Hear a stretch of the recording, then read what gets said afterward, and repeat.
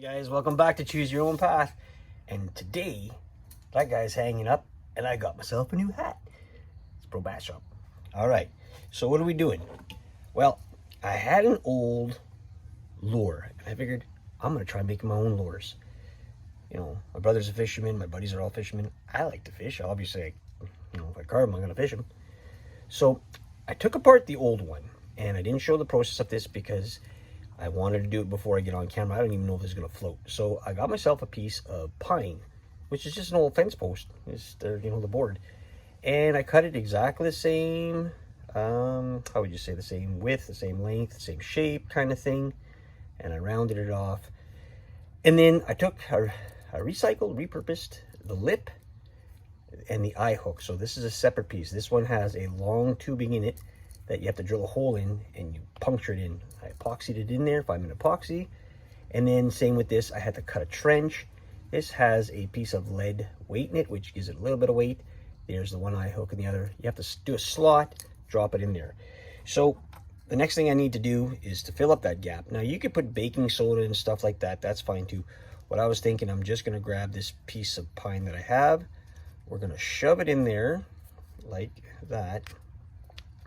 We're gonna glue it, and then I'm gonna trim it off, and then all I'm gonna do, and I'm not gonna show you it because it's a crazy idea, is a lot of people can either use, crazy glue or they use even epoxy. You want to seal the wood first. So I'm gonna seal it up, let it dry. I'll be right back. All right guys, so we're working on our lure. You can see that I took the wood burner, and it's not really clear, but it's fun. I burned in, and then I added some brown. So what I want to do is just I taped up the plastic, and I'm just going to add some black to the top. Trying to keep it on a little bit of a line. Now I have a little bit of a leak issue, and that's because there's still water in here, and that happens. I'm going to try to get just to the top of the eye on here. Several ways of doing this. You could line it out, you could masking tape it off. It's up to you. Or just freehanding because it's fun. And also what I'm going to do is I'm just going to add a little bit of black around the gill. And just sort of touch up around it. It'll bring out the scales at a distance. You can see it's pulling out the scales. Alright, gonna let this dry, change out the color. Alright, so now I got my silver out. And I want to do it so it's like, kind of bright silver.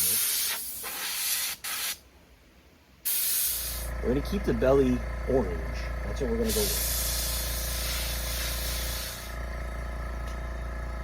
You can see that's really silver. Okay. I'm going to let this dry. Change out to our orange. Now, I definitely don't like what that did because it was too watery. The Cretex colors are thick.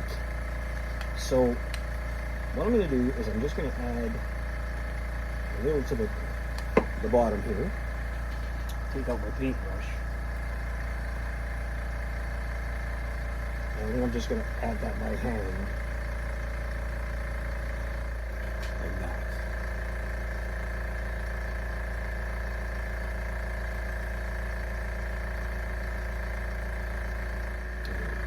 So I got the orange in. What I'm going to do is I'm going to really let this dry, and then we're going to add some yellow to it just to brighten it up, maybe get out some of the colors. Okay. So I kind of finished it up without showing you guys more of the painting. It just took forever to do. So we got some black and some silvers and some yellows, and actually this is my epoxy that's on it now. And all the epoxy, what I did was I took some sprinkles and I mixed it in so it's kind of sprinkly, it's kind of shiny. So this has to cure probably a good day or so, I think. So we're gonna hang it up and let it dry on its own. Now what I'd like to have had is one of those rotisserie motors that I can go around and around and around. That would make a lot more sense. I ended up putting way too much epoxy in the bowl, so what I did was he's shiny, so he's got epoxy on him and a whole bunch of little sprinkles. That looks cool, something different. So yeah, another thing that's going to take forever to dry. this is, again, I've always said, like, the weather has to be right for it, the right conditions for it to harden.